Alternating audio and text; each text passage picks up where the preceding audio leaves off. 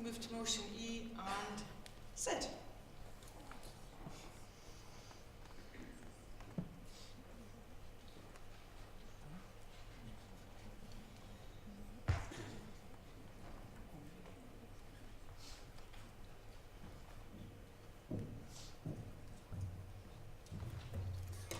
Sid Sandison, delegate number 9, Aberdeen City. Colleagues, you may have only become aware of the possibility of HMIe inspections or no notice HMIe inspections when you open up your Congress papers. The SSTA became aware that there was consideration being given to this about 3 or 4 weeks ago. I never knew nothing about it either. And there was an article, I believe, a couple of weeks ago in the Herald, or the Sunday Herald, where this would have been perhaps first in the public domain. Now, whether or not the HMIe are going to move towards no notice inspections, I don't know. It may be quite fine, but the SSTA needs to have a view or a position or a stance on this, and that's what Congress is for. So I'm going to begin by just, for those of you who are maybe not deputy head teachers or head teachers, and if you are a deputy head or a head teacher, you can have a cigarette or a coffee or something like that for this next bit. I need to just outline the logistical process of what happens currently with an inspection as it stands. I mean, currently, many of you would know that a school is given notice that an inspection is to be carried out, and what you might not know is the details is that the management team are then producing a report for discussion. So that when inspectors arrive, they can look at the discussion document produced by the school and look at the strengths identified by their school and their own weaknesses. And then from that will generate focus areas that the inspection team wish to assess. Now, the management time with notice to their inspections will have time to, when they know the focus areas, to get organised and get the relevant data that the inspectors will require. And the inspectors will also, with some notice, about 2 weeks or so, be able to let the school know which departments and staff that they wish to talk to, and whether or not they need to, which people groups they want to discuss, whichever focus area is, parents as well.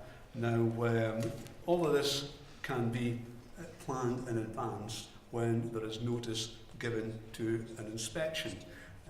Simple things such as, which I wouldn't have been aware of, I spoke to my head teacher about this, simple things just like organising a room where the inspectors might gather and do their work.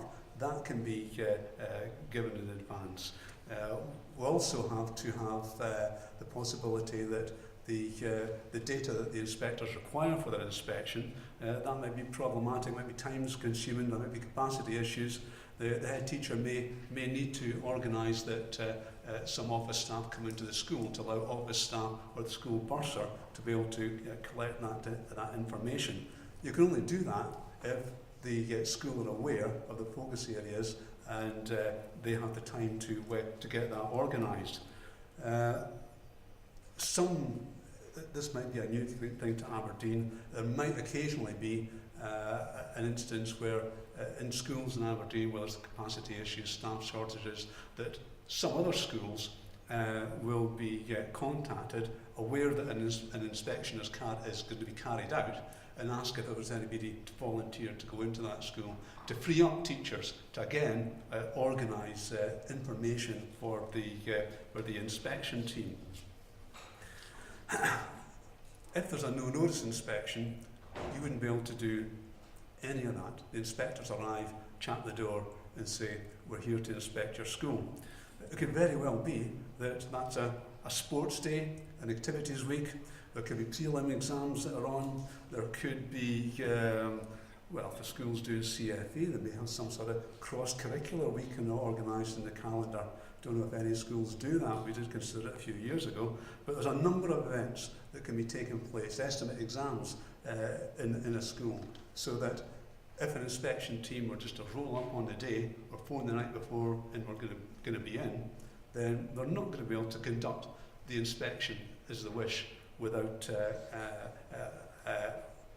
being able to get the information or see the staff or see the pupils. Staff have diaries. Staff may very well be at meetings, at events, SQO events, training events, management staff, faculty heads. The inspection team may wish to talk to these teachers. If there is time given notice, then that can be organised. Staff can have their diaries cleared for that. So there are good logistical reasons for having the inspection process as it stands. If we were to go down the road of no notice inspections, I would be concerned about the impact and the stress levels on head teachers, the management team, the faculty heads, and in turn, if they're stressed out, then there is going to be stress put on the staff in the departments as well. They would need to feel that at any moment they are ready for any inspection. We've just heard two motions on the stress and the workload of implementing the assessments in SQA that we have to do just now. Added to that, to have everything up and ready, just in case of a snap inspection, that's going to create 40 weeks of stress for staff, in my view. The other possibility that I was thinking about, again, knowing my city, knowing my head teachers, is that they may take this as an opportunity. I know some head teachers in some schools, they would be itching to have a mock trial, just so you know what you're doing. Snap inspection. Tomorrow, they're all coming around with their clipboard to get into your classroom and see what you're doing. Right now, we're able to stall them. We've got policies to prevent them doing that. We wouldn't be able to have that if we have these no-notice inspection. So I am concerned about the stresses that we've got there. I understand that there are staff who are going to be stressed out when they are made aware of an inspection anyway. And so there's two views, and this is what I want Congress to debate, and this is what we need reviews on. There are those, no doubt, who feel, no, I would rather have the snap inspection because then I don't have to worry and think about it. Some people are worriers. I don't tend to worry too much. Some people are just, get stressed out, and there's 2 weeks for them to think, well, have I got this now, I've got that. And they would rather not have that, perhaps, and just have a snap inspection. They're coming in, nothing I can do about it now. There is that view. I take the view, though, that I would much prefer to have the current system. Again, as a sum up, for all the logistical reasons, the good reasons. Inspectors are not carrying out a snap inspection to catch you out with your Homer Simpson videos or whatever it is that you've got going on in the classroom. We've got to assume that the current inspections and a no-notice inspection would soon find out staff and whether there's any teaching and learning issues in the school. So it's not about that. I really don't know what it's about, but my own view is that I'm not for them. I'm against no-notice inspections. I think that they're unnecessary.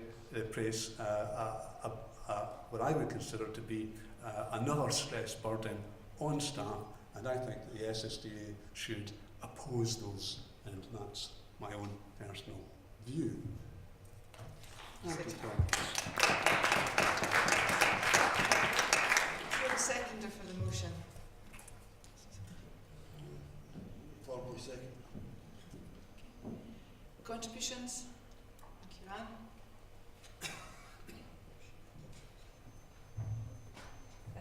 Anne O'Kane, delegate number 25.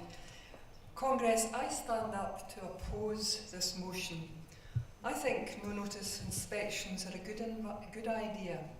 In fact, I think they are a great idea. Firstly, they would ensure that no window dressing occurs, e.g. badly behaved children being sent home for the week of the inspection, as has been in my experience. Secondly, they would reduce teacher stress, as teachers would not feel compelled to prepare every lesson for the inspectors as if they were crit lessons. Thirdly, from what Sid has told us, the focus of the inspection is decided in part by the managers of the school. Should this be? Finally, no notice inspections would allow Education Scotland or HMIe to move into a school department or centre quickly in a situation where something has gone terribly wrong.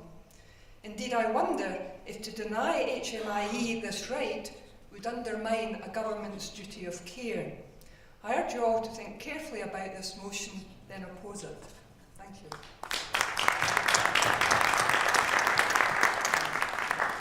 Are there any contributions further? You'll get your turn, Sid. Promise. Gordon West, 15 Aberdeenshire. I am a deputy head teacher. I don't look forward to inspections because I do know it's going to involve a lot of work. But one thing I would say, the purpose of the management being involved to start with is clearly so that we can sell what we believe the school's strengths and weaknesses are. And so the inspectors will then go into the school armed with that information. And what they're really doing then is seeing, does the senior management have a handle on what's going on in the school? So if we make claims that staff are doing this, these courses are running, this is happening, we're successful in this, and we're not, we get found out. And similarly, if we say we identify our weaknesses as being X, Y, and Z, and they confirm it, they will still see the weaknesses, but they will then say, but they are aware, and therefore they probably have the capacity through self-evaluation to take the steps to improve. And that's why, without notice, that can't happen. And then all you have is you change the regime of one of inspections being there to support and help an organisation improve to one of just catching out. I think it's important as a profession we argue that we're opposing no notice inspections because we're not saying we've got things to hide. It's nothing to do with that, it's to do with we think inspections are more effective if they're done in a way which allows real inspection to take place. That's my thought. Thank you.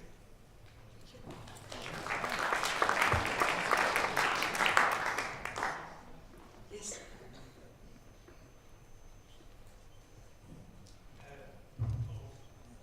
Hello folks, my name is Douglas Sandison. I'm delegate number 99. How many people here have actually been inspected? Could you put your hands up please? Okay, nearly everybody, right? Could you also put your hands up if you were incredibly stressed by the experience? Please put your hands up again, thank you very much. Okay, right, so what we have here is a situation where in North Ayrshire, where I used to work, we had a pre-inspection inspection. So what happened was that our QIOs came in and kicked everyone's backsides, and we ended up with shelves full of information and data and examples and assessments and everything. So the QIOs would come in, and the deal was that if we did well in the pre-inspection inspection, the actual inspection would be quite short. It would only be 3 or 4 days. Now, the statistics were, I think at the time, that nearly 50% of principal teachers, after an inspection, went off sick. And I'm fairly sure that from your own experience you'd be able to confirm whether that's true or not. Anyway, so we had the pre-inspection, which was reams and reams of work and huge stress for the PT, which was me, and the whole department. And then, if we did reasonably well, we then had the inspection, which was double the stress. And the gentleman earlier on mentioned stress. Well, I can assure you that over a 15-week period or more, there was a huge amount of stress in the department that was being inspected. English was always inspected, and this idea that the school would decide the agenda is not actually true. The inspectors came in with their agenda as to what they'd be inspecting, and also what was the recent trend that they were inspecting as well. So we suffered a bit from that, so we wouldn't do well in inspection if you weren't actually up to trend, which is an issue. I think actually the idea of coming into a school and just inspecting it is a good idea, because despite what the gentleman from Aberdeenshire said about window dressing, we actually, in all the inspections I ever experienced, were encouraged to window dress. Children were sent away, as was said. Classes were singled out, teachers were singled out. So the whole thing was massively stressful for staff and pupils as well. And I think that the idea that inspectorate just knock the door and walk in is actually a very good idea. And then it would prevent senior management from window dressing and trying to sell the school in a way which isn't actually the case. And I would actually ask you to oppose the motion. Thank you. Any further contributions from the floor? Yeah, thank you.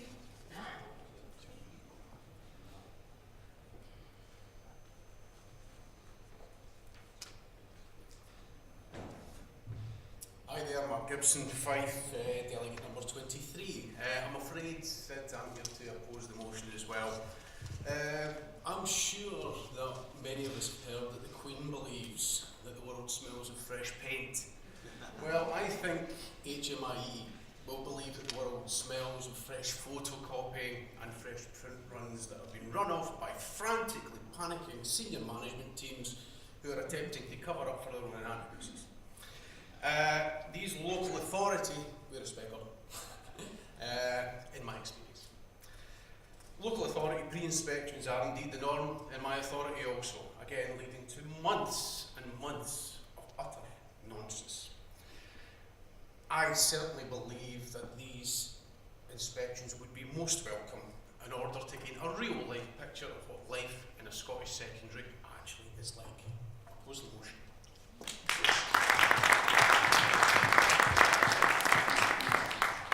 I don't see any further contributions from the floor, so Sid, would you like to reply to the points that were made?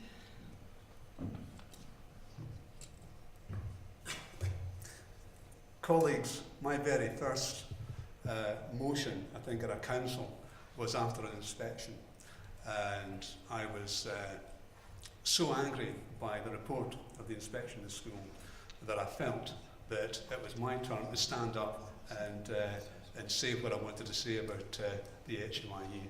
Of course, it was opposed by executive, and I was told when I was coming into council on that day that executive would talk it down, but I want to withdraw it.